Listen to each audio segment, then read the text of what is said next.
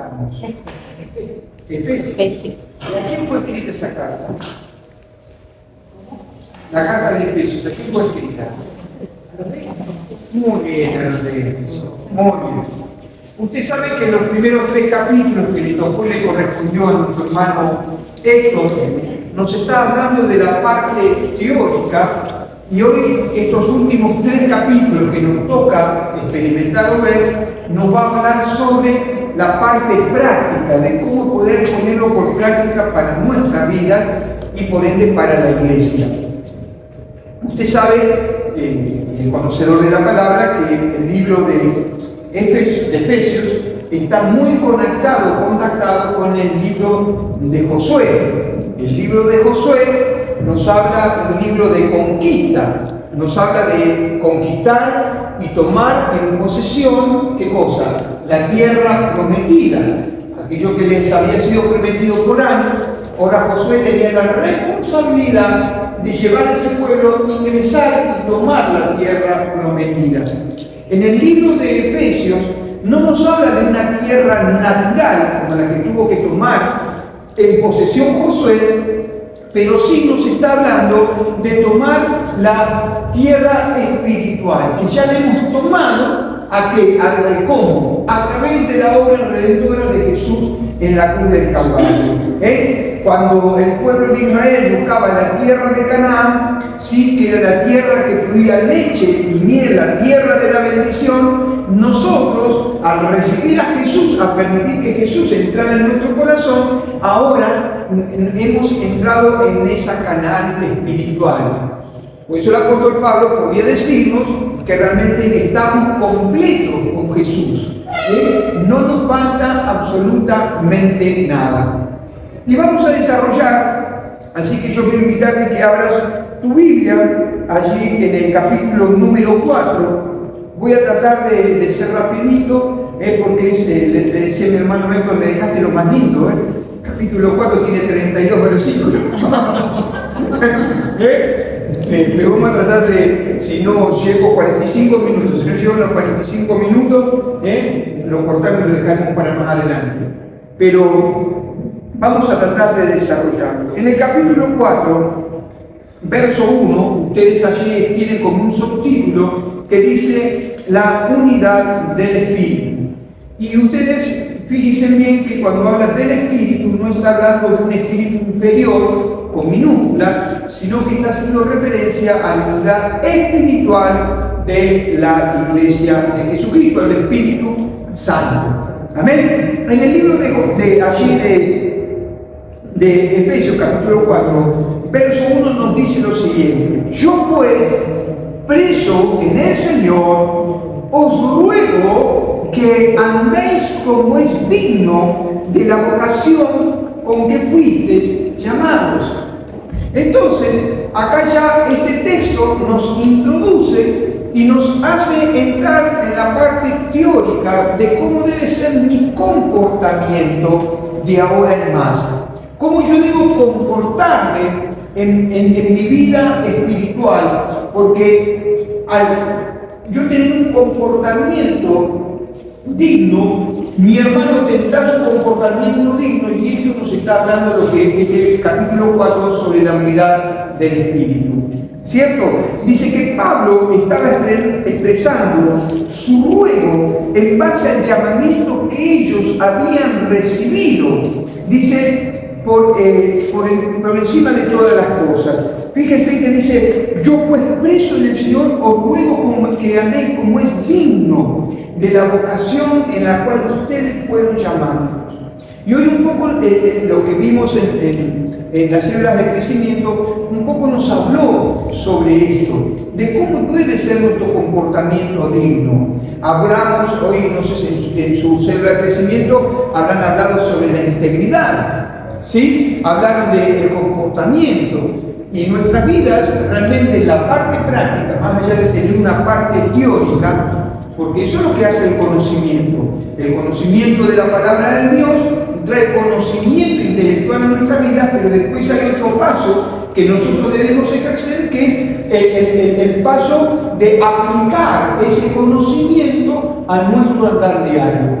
Santiago lo simplificó muy rápido. Que no tenemos que ser solamente oidores de la palabra, sino que tenemos que ser hacedores de la misma. Y entonces aquí el apóstol Pablo dice: yo pues preso en el Señor, os ruego que andéis como es digno la vocación con que fuisteis llamados. En el verso 2 nos enseña de cómo debemos realmente transitar o caminar.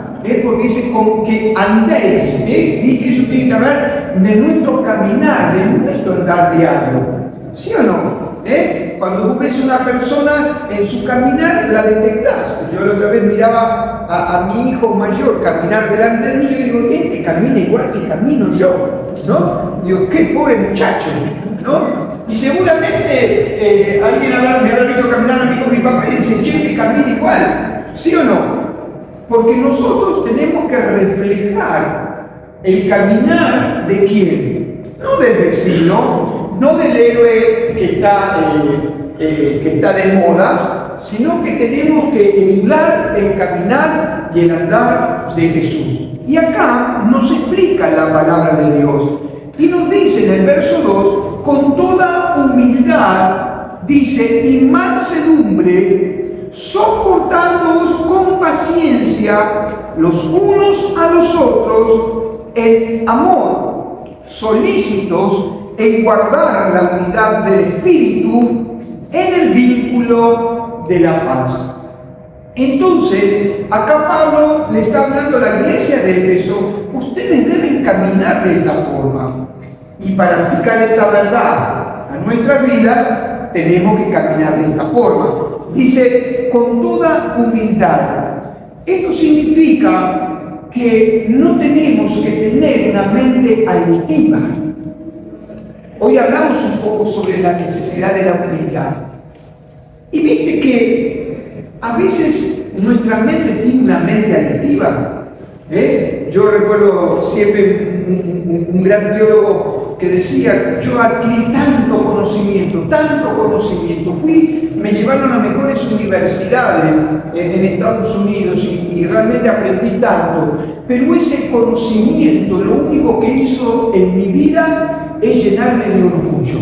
Qué triste, ¿no? Qué triste. Así que dice que cuando yo comencé el pastorado agarré todos los libros y los tuve que tirar porque tuve que aprender nuevamente a utilizar la parte práctica y comenzar a caminar como Jesús hubiese querido que yo caminara. Y una de las formas que tenemos que caminar es con toda humildad, que significa una mente que no es altiva, mansedumbre, amabilidad, benignidad de carácter. Benignidad de carácter. Y esto tiene que ver, si usted es conocedor de la palabra, con Gálatas capítulo 5, donde nos habla que es el fruto del Espíritu: amor, gozo, paz, benignidad, bondad, paciencia, templanza. Entonces acá nos está hablando que con mansedumbre, amabilidad, benignidad de carácter, afabilidad. Me gustó esto porque la afabilidad no significa ser débil. Porque ves que a veces la gente piensa que, y bueno, alguna vez me dijeron a mí: vos te metiste dentro de la iglesia porque sos débil, ¿no? Porque no tenés carácter.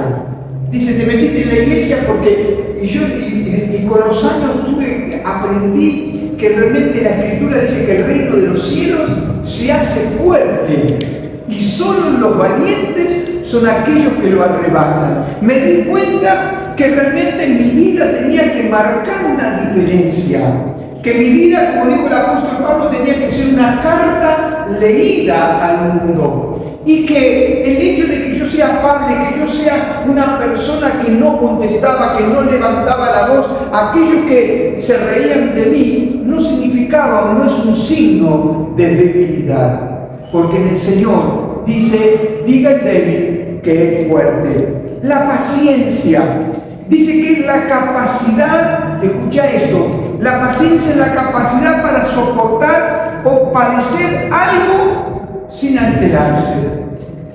Qué interesante. ¿Escuchaste? ¿Repito? ¿Cuántos escucharon esto? Repito, mirá. Paciencia es la capacidad para soportar o padecer algo sin alterarse. o la facultad de saber esperar cuando algo se desea mucho. Paciencia. ¿Sí o no? Tenemos paciencia. ¿Viste que a veces tenemos paciencia con una cosa y para otra no tenemos paciencia? ¿A cuánto les pasa eso? Tenemos paciencia cuando deseamos algo. Aquellos que estamos esperando un avivamiento, aquellos que estamos esperando un despertar, aquellos que estamos esperando que la manifestación de Dios sea como nunca antes. Yo estoy esperando, hermanos, con gran paciencia ver a los muertos resucitar. Estoy esperando con paciencia a los paralíticos levantarse. Estoy esperando con paciencia que los ciegos reciban la vista. Estoy esperando con paciencia que los mudos hablen, en contra de nuestra hermana Rosita Moncada, pero que los sordos oigan para la gloria del Señor. Amén. Y eso es paciencia, esperar algo que uno anhela o desea. ¿Sí? Soportando, dice, con paciencia los unos a los otros. Quiere decir el controlarse a uno mismo en una actitud de amor, encontrarse una actitud de amor. ¿Sí? Por eso dice, soportando con paciencia los unos a los otros. Qué importante que en todas las directivas que Pablo suelta en la parte práctica, él siempre nos habla del amor, la importancia que el amor produce dentro del cuerpo de Jesucristo. ¿Sí? Yo digo que cuando uno ama, todo lo perdona. ¿Sí o no? Todo lo perdonas, te pueden lastimar. Lo vemos en la resultante de Jesús. Hace un rato yo hablaba con los muchachos y les decía, qué tremenda la vida de Jesús. En una semana, ahí pasa con el auto 0 kilómetros, con el pollino que nadie había cortado, ponen hojas y le gritan, Osana, que viene el hijo de David, bendito sea, y ahí le dan alabanza y gloria. Una entrada triunfal a Jerusalén. A la semana anterior están gritando del mismo pueblo, crucifícale, crucifícale. Y yo le decía a los muchachos, qué tremendo que es esto, porque Jesús, más allá de que Él tenía una naturaleza divina, Él tenía una naturaleza humana, Él tenía sentimientos. ¿Qué habrá sido ese proceso de llevar en medio de esa cruz y donde el pueblo le gritaba? Yo creo, le decía a los muchachos, yo creo que en un momento Jesús habrá comenzado a mirar dónde andaba Pedro. Y yo creo que estaba mirando, ¿no se acuerdan que Pedro salió disparando? Y estaría mirando a su amado, a su discípulo amado, a Juan. ¿Y dónde andaría Juan corriendo quizás entre la multitud? Y él estaba solo, pero por amor, por guardar el vínculo perfecto con el Padre y por amar a la humanidad, a cada uno de nosotros, se entregó de una forma incondicional. Por eso dice la palabra de parte de Dios que tenemos que soportarnos con paciencia los unos a los otros, el controlarse a uno mismo en una actitud de amor, no ofender, guardar la unidad del Espíritu. Alguien dijo, este es mi carácter y yo soy así. Alguien alguna vez me dijo, yo soy muy frontal. ¿Escuchaste esto alguna vez? Yo no me quedo callado en nadie. Pero te deja unos cañonazos, ¿sí o no? Tanta franqueza a veces te mata, ¿sí o no? Y yo le decía hoy a los muchachos, digo, qué tremendo, porque a veces nosotros recibimos palabras de parte de Dios, recibimos directivas de parte de Dios y tenemos que aplicarlas en el momento justo y exacto. A veces Dios vas a recibir palabras de parte de Dios donde vas a tener que soltarlas, pero a veces vas a tener que callarlas para darlas en el momento justo e indicado para no lastimar a tu prójimo o a tu hermano. ¿Se entiende lo que quiero decir? ¿Sí? Entonces, quiere decir, en el libro de Colosenses, si alguien me lo lee, capítulo 3, verso 13. Colosenses capítulo 3, verso 13, con voz audible, para que salga por YouTube, Colosenses 3:13. 13.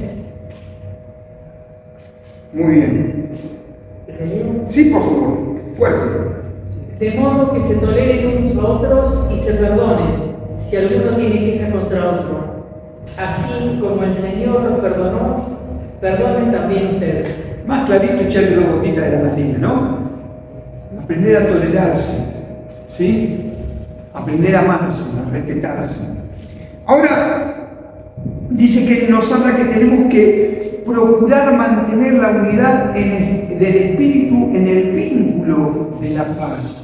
Procurar. Y procurar es un trabajo. No es algo que vos tenés que ir trabajándolo en tu vida. Procurar la unidad espiritual. Hay veces que vas a tener que callarte. Hay veces que vas a tener que, como dice la Escritura, callar por amor. ¿Sí? Ante los agravios, ante los problemas, ante las contestaciones. ¿Para qué? Para poder guardar el vínculo del amor, la unidad en el espíritu. En el capítulo 4, del 4 al 6, nos dice: un cuerpo y un espíritu, como fuiste también llamados en una misma esperanza de vuestra vocación, un Señor, una fe, un bautismo, un Dios y Padre de todos, el cual es sobre todos, por todos y en todos. Y vamos a desglosar este pasaje porque me parece interesante. Primero nos dice que es un solo cuerpo. Un solo cuerpo. ¿A qué se está refiriendo al cuerpo que es la iglesia? La verdadera iglesia de Jesucristo. Hoy nos asombramos en la lección que estuvimos dando en las células de crecimiento, donde decíamos que el Señor Jesús suelta la palabra sobre los discípulos. Les habla y mirándolos a ellos. Una multitud lo siguió, pero dice que Él miró y le habló a los discípulos. Ahora, qué interesante, porque yo en esa posición puedo encontrar que hay discípulos, pero también hay creyentes. Y la iglesia está constituida por discípulos, no por creyentes.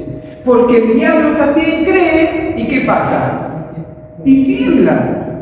Entonces, nosotros cuando habla en un solo cuerpo, está hablándonos nada más ni nada menos de la iglesia de Jesucristo.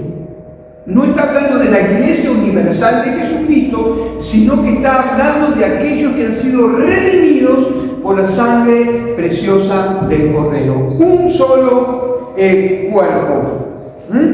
Dice, aquí se refiere al número total de los creyentes, la iglesia, que podemos encontrar de diferentes denominaciones, que las denominaciones, ¿quién las hace? El hombre. Pero el Señor no viene a buscar ni denominaciones ni instituciones. El Señor viene a buscar ¿qué? Su iglesia.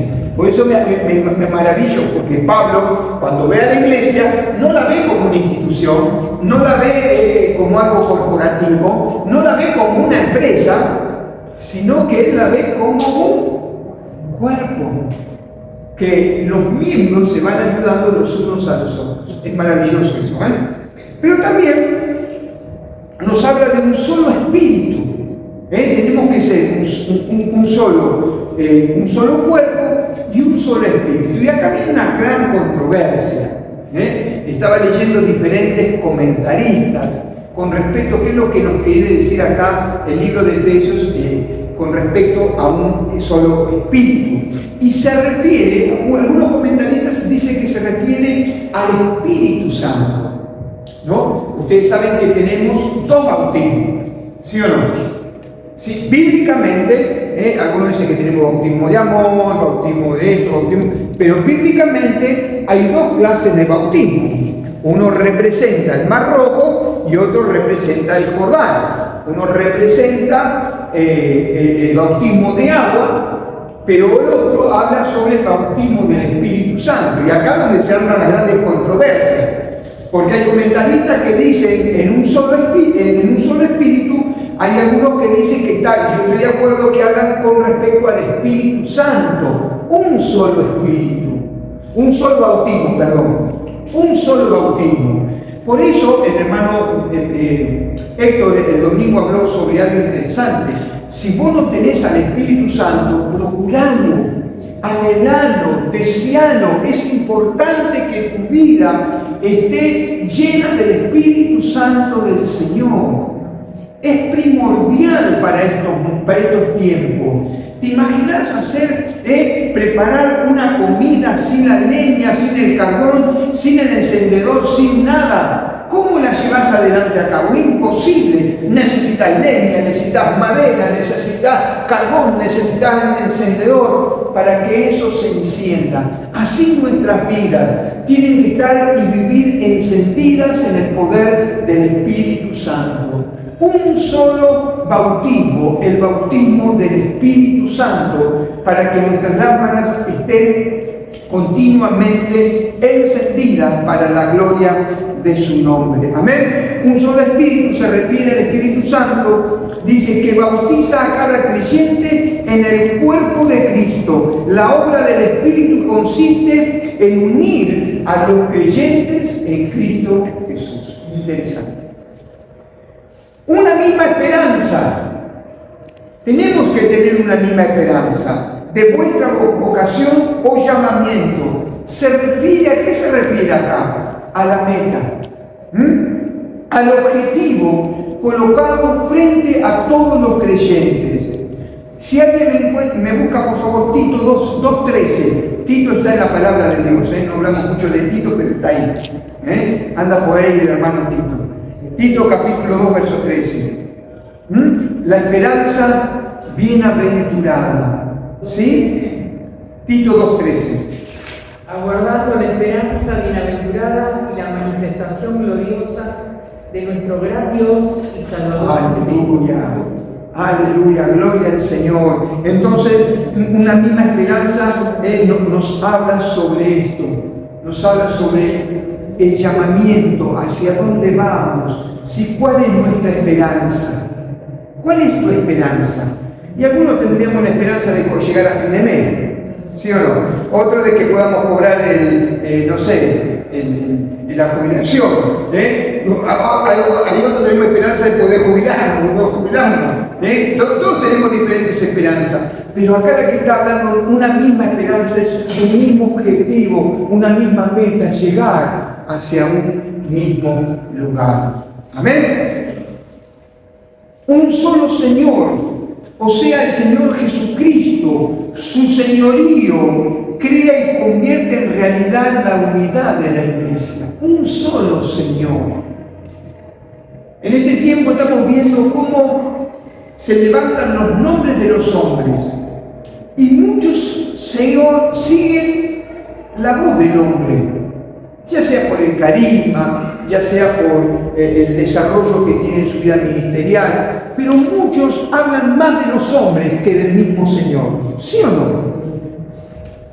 A mí me agarra cosa cuando dicen la iglesia de... A mí no me gusta que digan la iglesia de Gustavo, no. La iglesia tabernáculo de la fe. Por eso empapelamos todo donde ponemos, que le ponemos, Roxana, iglesia tabernáculo de la fe.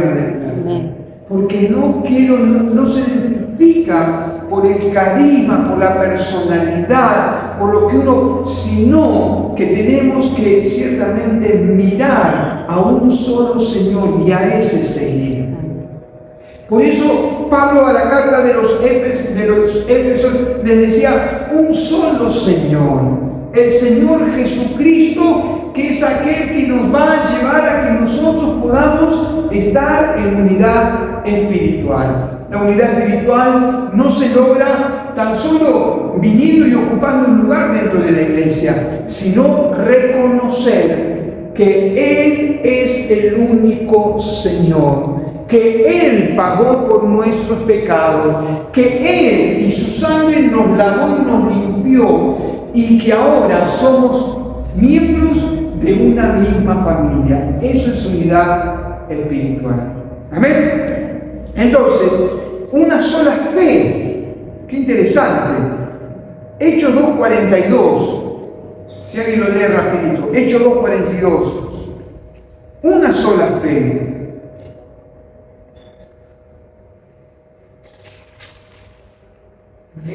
Sí, por favor. Y perseveraban en la doctrina de los apóstoles, en la comunión unos con otros, en el partimiento del pan y en las oraciones. Fíjense ustedes, la doctrina apostólica, ¿sí? Nos está enseñando que nos dice,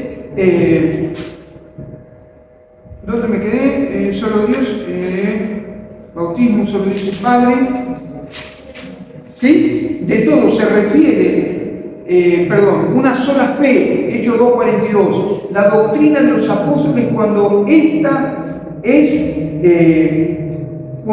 negada, se producen las divisiones. La importancia de que nuestra vida, una sola fe, esté basada en los fundamentos de la doctrina apostólica de Cristo. ¿Sí? Que la vimos, si lo puedes repetir, por favor, que está muy bueno ese pasaje. Hechos 2:42. ¿Cómo se basaban los apóstoles en ese? Hechos 2:42. Sí. ¿Qué tenían en común? Y perseveraban en la doctrina de los apóstoles, en la comunión unos con otros, en el partimiento del pan y en las oraciones. Mira, una sola fe, ¿sí? Los pasamientos de la palabra de parte del Señor. A mí me encanta ir al libro de Hebreos, donde dice si conocemos los rudimentos de la palabra, ¿no? Las obras muertas, el bautismo de los muertos. Y a veces nos olvidamos de estos rudimentos de la palabra, donde está basada nuestra fe. Una sola fe, una sola doctrina. No la que vienen a imponer cualquiera o que tuvo una revelación extraña o que Dios le mostró algo nuevo, revelado que ni siquiera está en la palabra de Dios. Cuando eso acontece, sucede, cuando no está basado en la doctrina de los apóstoles, en la repartición del pan, en todo lo que decía ayer en el libro de Hechos capítulo 2:42, es ahí donde después a la corta o a la larga se producen las contiendas y las divisiones. Amén. Pero también nos habla de un solo bautismo. Un solo bautismo. Se refiere al bautismo del Espíritu Santo, que es el verdadero bautismo, por lo cual los creyentes se convierten en unidad, son hechos uno.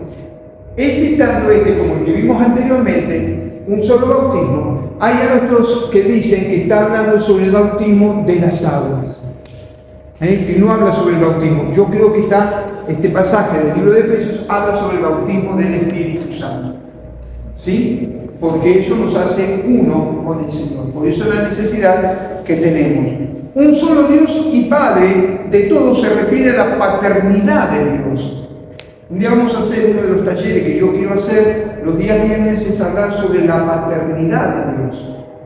Entender que Dios es nuestro Padre. ¿Sí? Dice, un solo Dios y Padre de todos. Se refiere a la paternidad de Dios. El carácter de hijos se recibe solo por medio de Cristo. Dios está interesado que tu carácter y mi carácter realmente sea transformado y cambiado y nosotros podamos desarrollar el carácter de Cristo. Por eso cuando a veces decimos, este es mi carácter, cuidado, danger, se prenden las luces porque hay algo que no estamos bien, sino que tenemos que someter nuestras vidas para que el Señor pueda desarrollar en nosotros, ¿qué cosa? El carácter de Cristo. ¿Es fácil? No, Señor. Es la tarea más difícil. Es lo más difícil. Yo al diablo lo reprendo y en el nombre de Jesús, él se tiene que ir y se va. Porque Dios me ha delegado autoridad. Pero yo todas las mañanas, cuando me miro al espejo, le digo a mi carne, carne, vete. Y el tipo no se mueve. Sujetate. Y no digo que se ríe, pero, viste, algunas sonrisitas por ahí se le escapan. ¿Sí o no? Y es así, donde yo tengo que llevar mi vida cautiva a Cristo, donde todos los días tengo que morir. Y vaya que se me cuesta, horrores me cuesta. Yo siempre digo que entre comillas, por favor que se entienda, la peor oración que pude haber hecho en mi vida es decirle al Señor: Señor, aunque yo no te dé permiso, seguí trabajando en mi vida. ¿Para qué se lo habré dicho? Entonces lo que el Señor me dice: así que vos me diste lugar, me diste espacio, entonces yo voy a trabajar con tu vida. Pero es necesario que nosotros podamos permitir que el Señor realmente fomente el carácter de Jesús en nuestras propias vidas.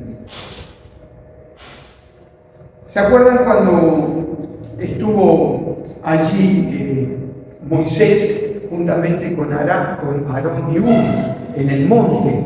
Y donde dice que allí avanzaban los enemigos, cuando los brazos de Moisés desfallecían, se cansaban. Claro, ¿cómo no se van a cansar? Un hombre que tenía cierta fuerza, pero llegaba un momento donde dice que cuando levantaba las manos prevalecía el ejército del Señor. Cuando bajaba los brazos, dice que prevalecía el pueblo enemigo. ¿Sí o no? Y eso nos pasa a nosotros. Cuando tenemos los brazos en alto, ¿quién prevalece? El Señor en nuestra vida. Cuando caemos en nuestros brazos, nuestra respuesta es totalmente diferente. ¿Sí o no? Cuando estamos con los brazos en alto, aunque venga como un río, en Jehová, ¿qué cosa? Levantaré bandera. Aunque vengan dificultades y problemas, en el nombre de Jesús, esos problemas se van. Pero cuando tenés los brazos bajos, viene un mosquito, te pisa y ¡ay, ¿sí o no? No pasa. Pero dice la Biblia que ahí estaban tanto Aarón como Hur sosteniendo esos brazos para poder derribar a ese pueblo llamado los amalecitas. Y describe el último texto, y la Biblia dice que a pesar de que el pueblo de Israel tuvo victoria, la palabra dice que este pueblo, los amalecitas, iban a estar perpetuamente combatiendo con el pueblo. Y los amalecitas representan nuestra naturaleza carnal. Pablo supo decir: miserable de mí. ¡Wow! ¿Quién, dice, me librará de este cuerpo de muerte? Porque yo, queriendo hacer el bien, encuentro algo en mi interior. ¿A alguien le pasó esto? Que me lleva de continuo al mal. ¿A alguien le pasó esto? El amalecita se te quiere levantar. Pablo, miserable de mí. Pero dice el capítulo 8: ninguna condenación hay para los que están en Cristo Jesús. No los que andan conforme a la carne, sino conforme al Espíritu. Y entonces el Señor nos invita una vez más en esta tarde. Un solo Dios y Padre de todos se refiere a la paternidad de Dios.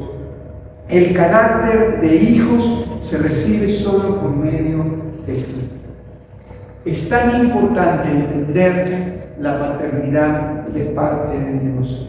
Si yo no entiendo la paternidad de Dios, implica o significa que no conozco a Dios, cuál es mi Padre.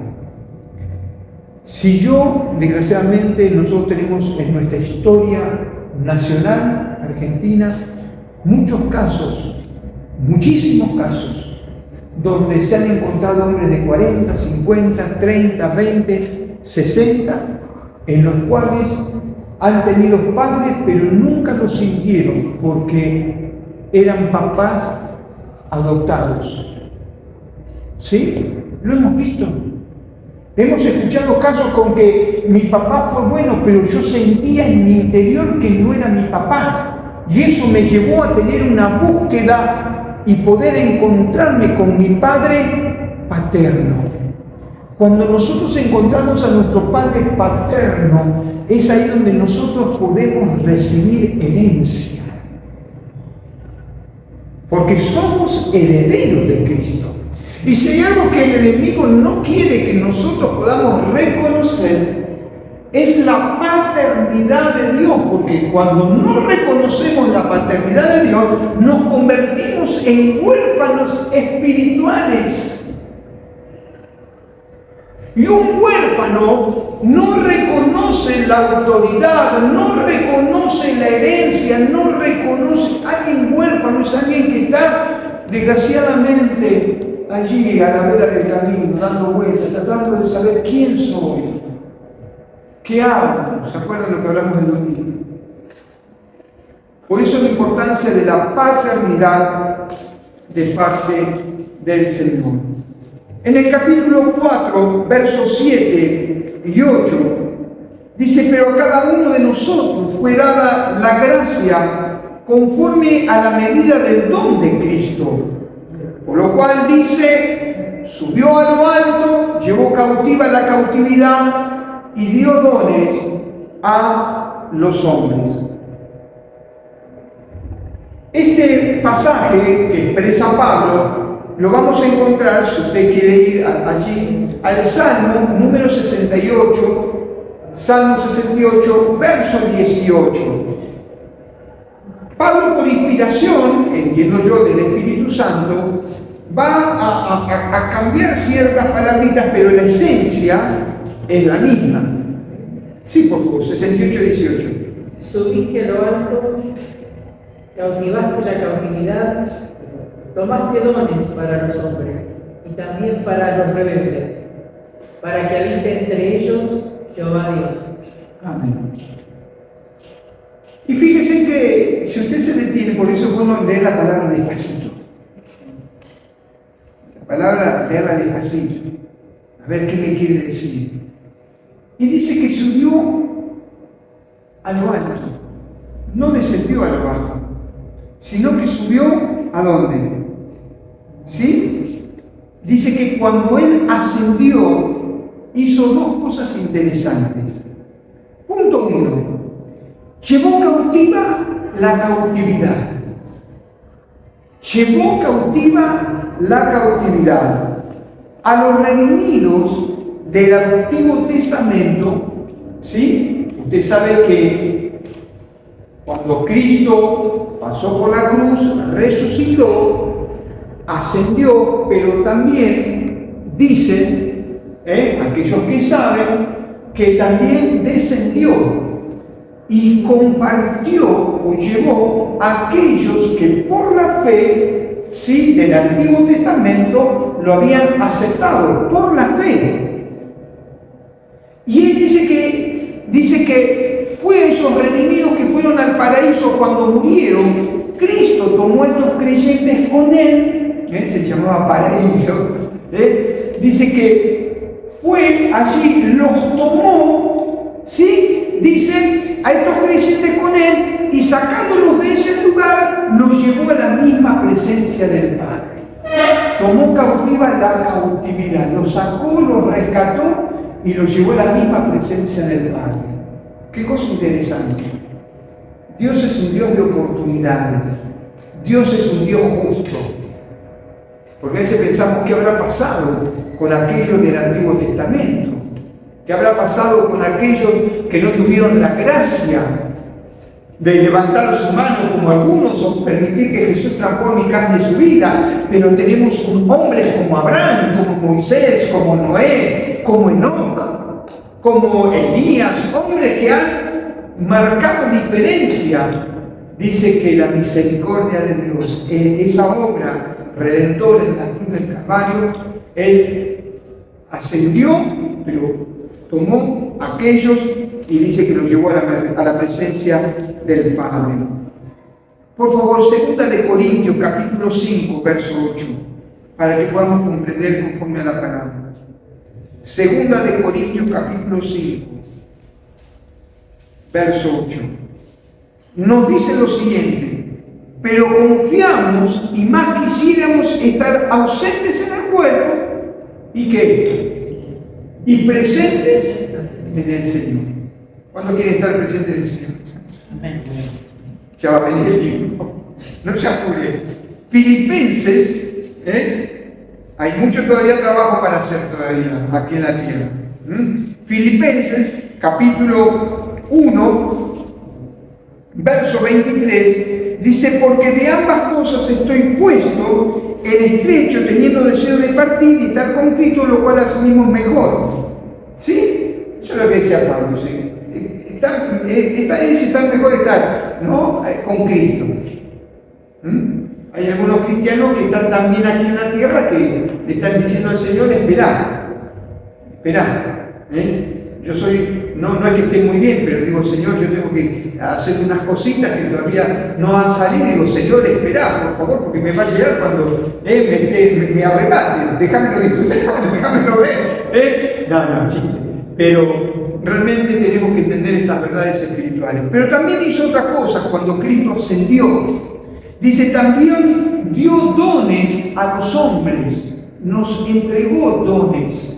¿Sí? Esto significa que concedió dones a los creyentes de la iglesia para que podamos dar testimonio. Nos entregó dones. Todos por lo menos, saben ustedes que todos por lo menos tenemos un don. Mi esposa tiene a don Gustavo. Nada. No, todos tenemos un don. ¿Sí? Un don. Y el don que tenemos es el Espíritu Santo.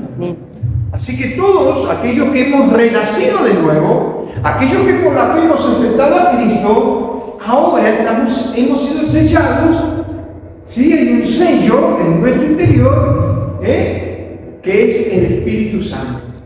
Así que todos por lo menos tenemos eso que aconteció en donde, en el libro de Hechos, allí en Pentecostés, cuando recibieron el bautismo del Espíritu Santo. ¿Sí? Quizás vos no tuviste un Pentecostés. Yo me acuerdo cuando recibí el bautismo del Espíritu Santo, yo lo tenía loco al Señor, porque todos hablaban en lengua y yo no hablaba en lengua. Y algo pasa y algo sucede y estoy en pecado. ¿Y qué es lo que me espero? Yo iba, golpeaba las puertas todos los días. Creo que el Señor me lo regaló por misericordia, ¿no? Pero me acuerdo que cuando recibí, yo estaba esperando que no se viste como Elías, no que apareciera un terremoto, esperaba que viniera un fuego. Me acuerdo que aquel que me ministraba el bautismo del Espíritu Santo dice: bueno, ahora repetí las palabras que te vienen. ¿Qué palabras me vienen? Yo no recibo nada. Dice: pero ahora vas a comenzar a recibir unas palabras raras, repetilas, ¿no? Y en un momento, empecé a repetirla, pero en forma natural, hasta que el Espíritu Santo soltó mi lengua y comencé a recibir. Y yo recuerdo, eso quedó tan grabado en mi vida, ese bautismo en el Espíritu Santo, que el Señor nos entrega a la iglesia, ¿para qué? Para demostrar poder, para demostrar que hacemos milagros. ¿Para qué el Señor entrega de su Espíritu Santo a la iglesia? Para que seamos testigos, para que en nuestra vida dé testimonio al mundo de que somos diferentes. Si usted me permite, usted es un extraterrestre. No es de esta tierra, no dice la palabra, no, somos raros. Ya de por sí somos medio raros, ¿no? Pero es así. El Espíritu Santo viene y dice que el Señor ascendió para entregarnos dones, para que nosotros podamos desarrollarlos y ejercerlos para testimonio. En el capítulo 4, versos 9 y 10, dice eso de que subió, que sino que también había descendido, que lo que estuvimos viendo en la parte más baja de la tierra, el que descendió es el mismo que también subió por encima de todos los cielos para llenarlo todo. Y ahora miren el verso 11. Y en el verso 11 es como que nos habla de que el Señor ascendió, descendió, pero ahora nos habla de otra cosa, ¿viste? Como que esas conversaciones vagas, que estás hablando de una cosa y te fuiste para los Visconti, te fuiste para, agarraste la ruta, te doblaste y saliste hablando de otra cosa. Y Pablo sabe, y mira lo que dice. Dice, y él mismo Y esto me gustaría hablar un poquito más, porque dice, y él mismo constituyó.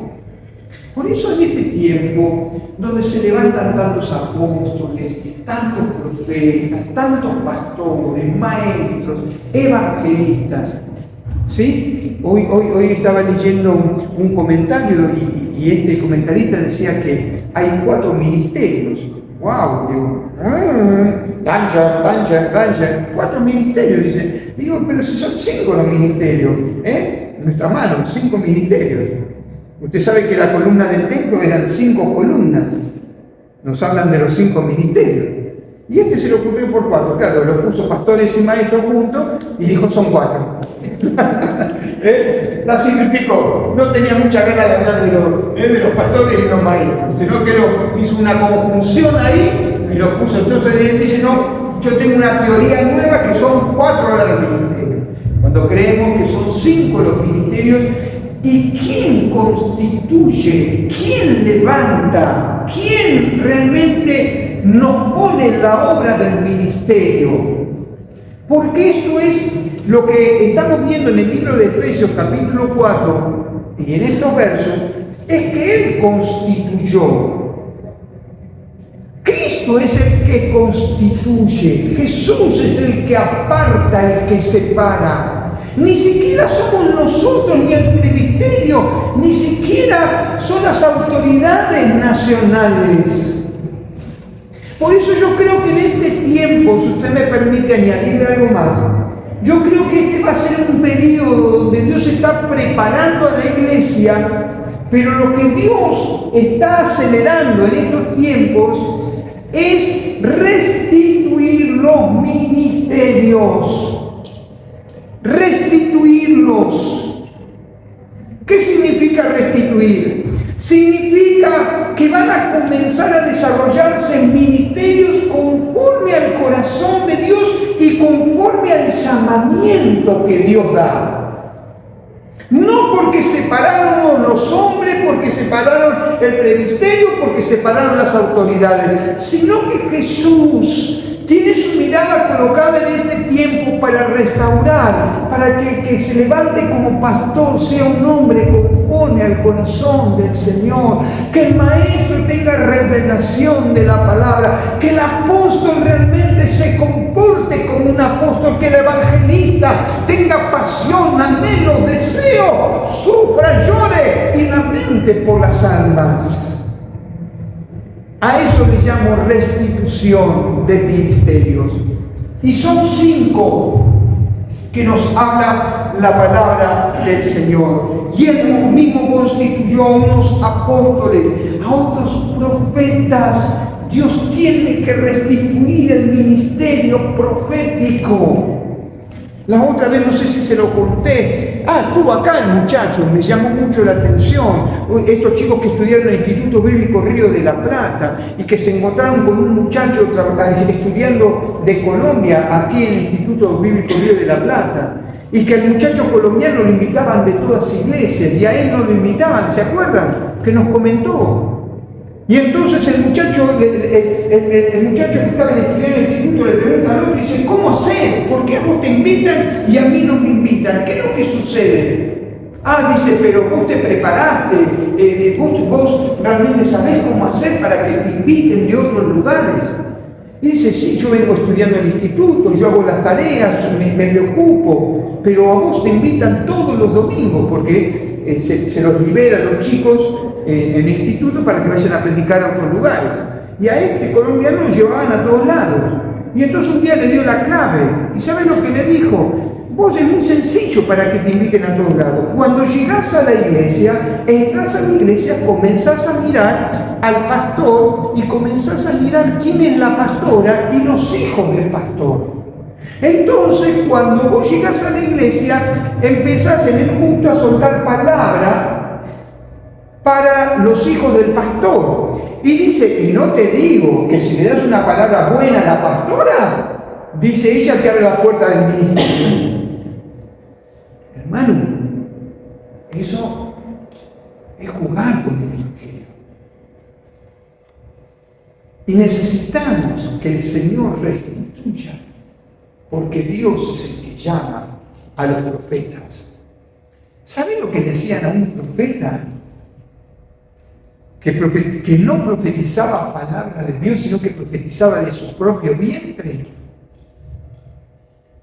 Menos mal que algunos dicen no, porque estamos en un periodo de gracia. ¿Sí? Pero el que no se le cumplía a un profeta, se le tiene que cumplir las palabras proféticas que suelta. Yo no soy profeta, pero la otra vez vino un hermano que hacía 20 años que no lo veíamos. Me llamó por teléfono y dice, quiero hablar con vos, Carlitos Vallejo, quiero hablar con vos. Amigo, 20 años que no nos veíamos. Fuimos a tomar un café y empezamos a hablar de esto, de lo otro, de las cosas de acá y de allá.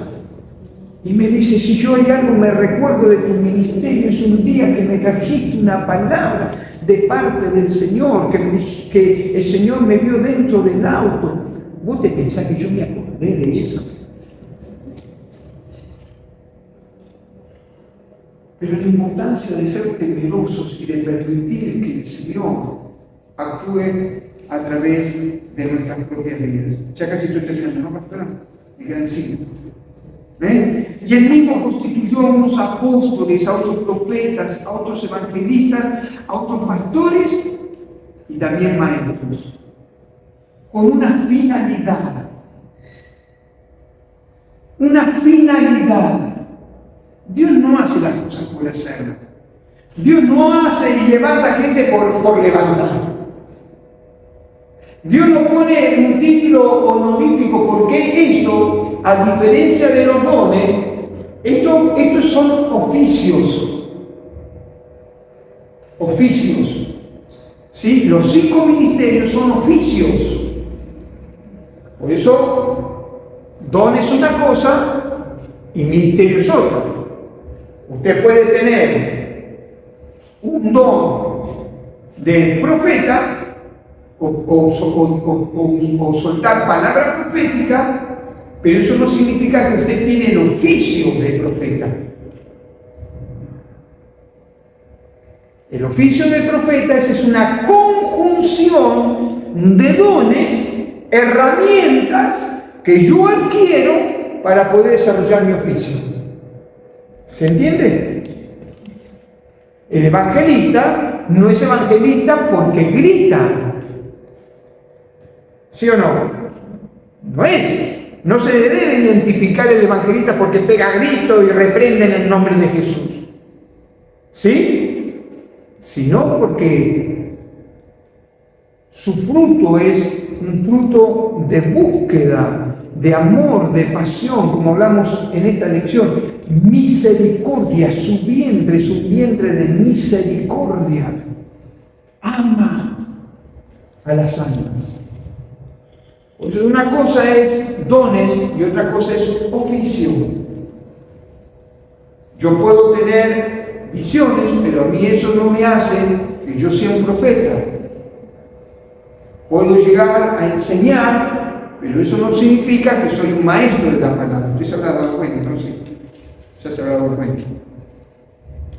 Entonces, ¿para qué? ¿Con qué comitiva? Ya terminó. Dice, a fin, tiene un sentido. Dios da el oficio. Dice, a fin de perfeccionar a los santos. Perfeccionar a los santos. No para usufructuar a los santos. No es para hacerse notar a los santos. ¿Cuándo me van entendiendo? Que tiene oídos por el oiga lo que el Espíritu quiere hablarle en esta tarde. Dice, a fin de perfeccionar a los santos para la obra del ministerio. ¿Para qué cosa?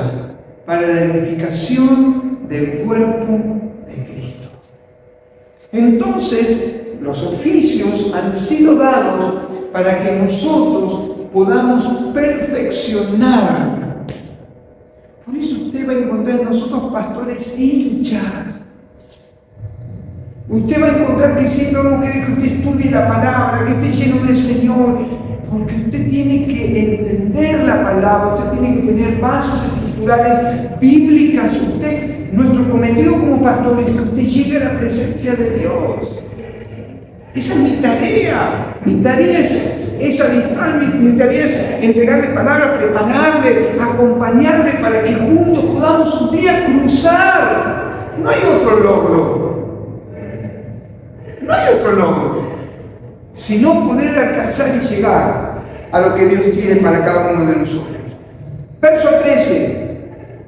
¿Hasta qué? Hasta que todos lleguemos a la unidad de la fe y del conocimiento, dice, del Hijo de Dios, a un varón perfecto a la medida de la estatura de la plenitud de Cristo.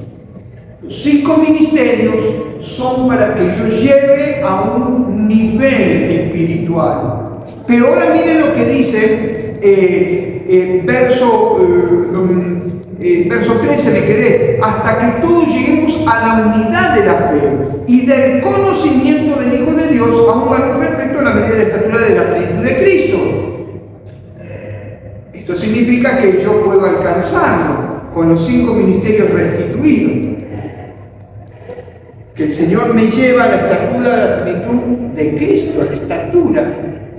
Me perfecciona el Señor. Por supuesto, el perfeccionamiento va a tener cuando el Señor nos venga a llevar. Pero estos 5 ministerios, estos 5 oficios, a mí me van llevando a un crecimiento hasta llegar a la estatura de la plenitud del varón perfecto. ¿Para qué? Verso 14 y con esto termino. Dice, para que ya no seamos niños fluctuantes.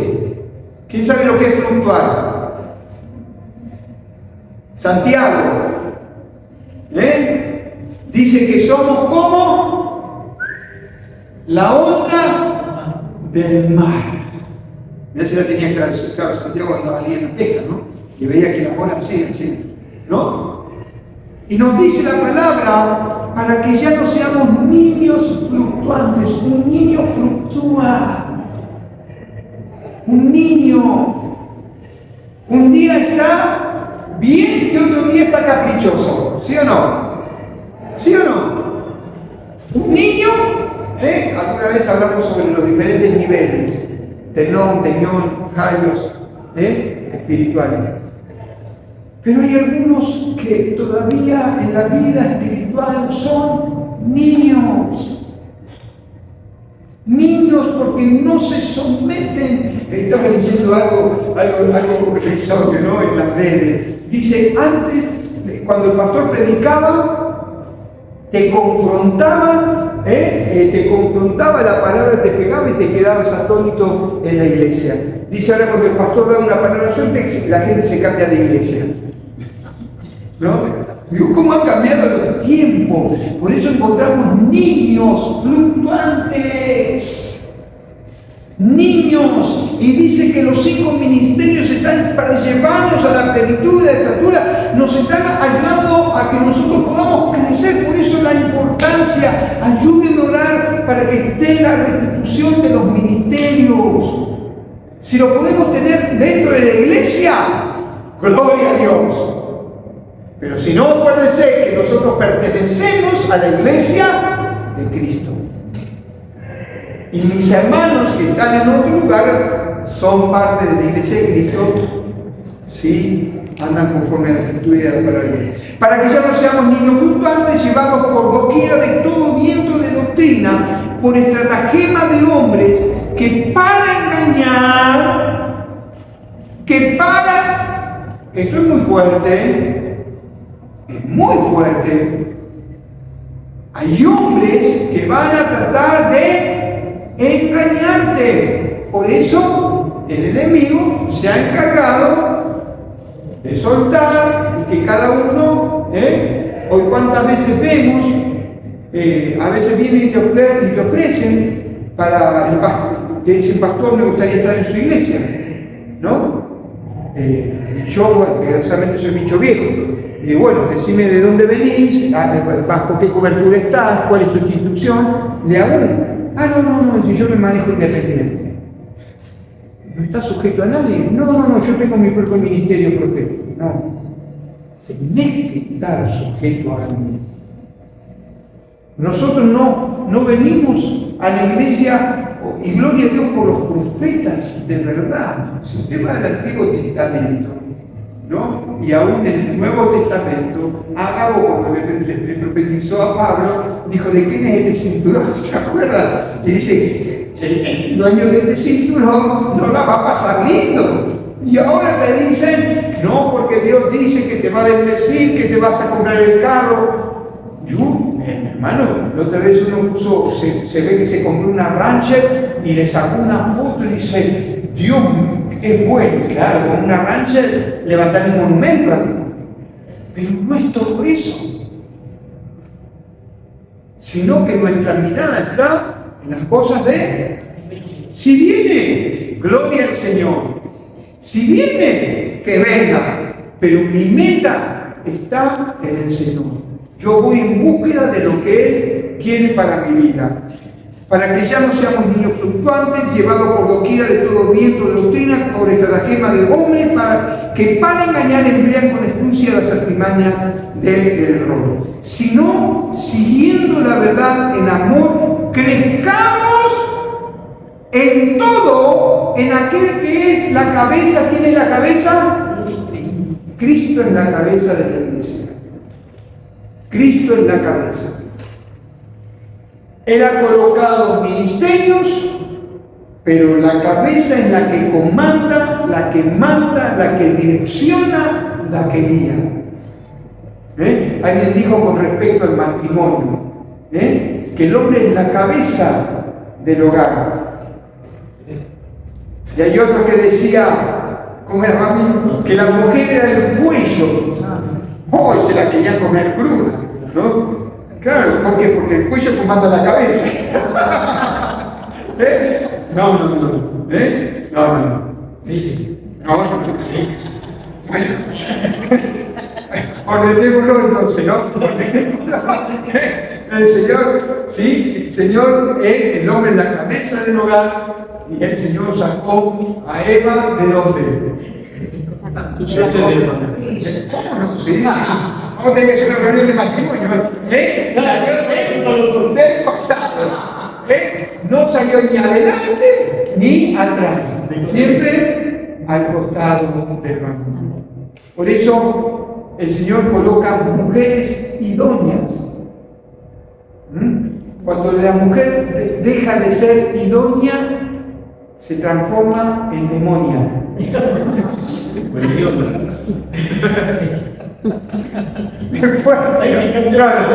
Pero la importancia de que la mujer sea esa compañera idónea, fiel, que acompaña. ¿Sabes cuál es el éxito del matrimonio? Que tu mujer alcance sus propósitos y que tu mujer te ayude a vos a lograr tus objetivos. Cuando logramos eso, que nos ayudamos mutuamente, somos edificados en amor. Porque no miramos para nosotros mismos. Y eso pasa dentro de la iglesia. Porque una de las figuras también es Cristo, la esposa. Cuando nosotros miramos la iglesia y nosotros entendemos que los logros nuestros no son personales, sino que mi función es que Patricia alcance y logre éxito en su vida ministerial, porque las victorias de ella serán mis victorias. Cuando nosotros comenzamos ahí en misiones, decía: no, llorar no. No. ¿Sí o no? Cuando comenzamos, que un día tuvo que pasar acá enfrente, no voy a poder andar. Y hoy la vemos cantando el Señor a la señora. Y la vemos en misiones, desarrollando la clase. Y esa es victoria de ella, pero también es nuestra victoria, porque no le hemos criticado, le hemos abrazado, le hemos alentado. Y no fue tan solo los pastores, sino que fue el cuerpo de Cristo. Fuimos todos que la amamos y la alentamos y le dijimos: vamos, dale para adelante, lo estás haciendo bien. No te chiques, dale, no podés. Y esto es crecer, ir creciendo en amor. Y las victorias que van logrando o alcanzando cada uno de ustedes es nuestra victoria como iglesia. Fabián, me acuerdo cuando comenzamos, bastante corajudo el hombre, es corajudo, pero hay que pararse aquí, delante de la gente. Y hoy está lo que al principio le costaba, hoy nuestro hermano, se lo puedo decir delante del Señor, hoy está ministrando. Que es diferente cantar que ministrar. Cantar canta cualquiera, ministrar es diferente. Y ese logro, cuando yo lo veía el domingo, digo, Señor, eso es el logro del amor, porque nadie lo criticó. Nadie le dijo, sino que todos lo alentamos, dale para adelante, vení los martes. Él se la ganó, porque apostó a los martes, estuvo los martes, aprendió, se fogueó. Y hoy está ministrando. Mariana, ay, no sirvo para nada. ¿Te acuerdas? A mí no me pongan en nada. No, a mí no, nada. No sirvo yo. Hoy está siendo una de nuestras hermanas de la escuela bíblica. Gloria a Dios. Subdirectora, ¿no? No soy la secretaria. ¿Sí o no? Hermano, cuando la vemos a Dori, cuando recién venía, ¿te acordás, Dori? Y hoy la vemos saltando y danzando para la gloria de Dios. Dios cambió su tristeza, su lamento, lo cambió en baile, lo cambió en danza. Dale un fuerte aplauso al Señor. Aleluya.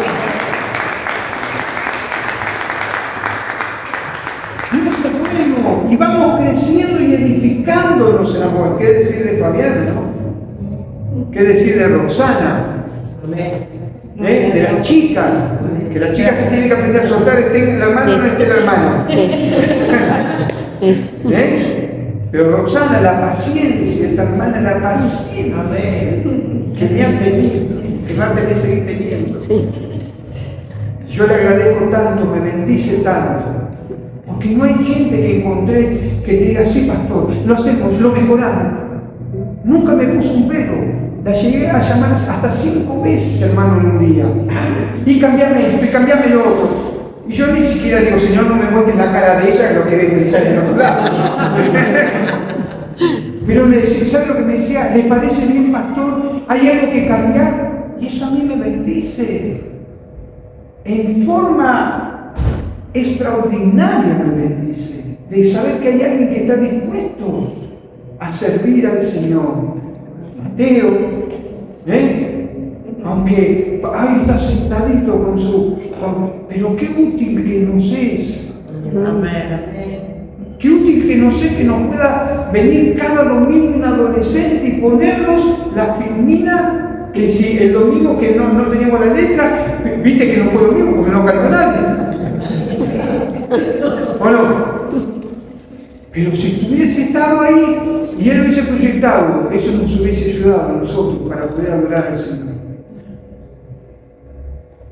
De nosotros no hablo porque ellos son todos grandotes y tienen años en el Señor. Y tienen muchos años en el Señor.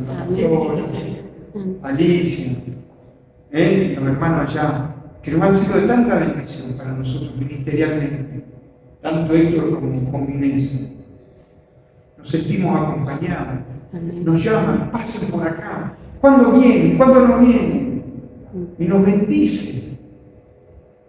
Sabemos que podemos contar con ellos. ¿Saben ministerialmente qué importante es que vos puedas contar?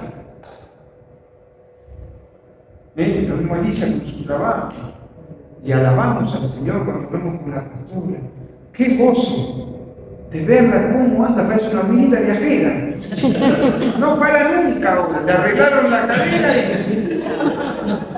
le van a tener que arreglar a otra porque la está gastando ya. Pero nos bendice verla tan activa en el Señor. Y así cada uno de nosotros.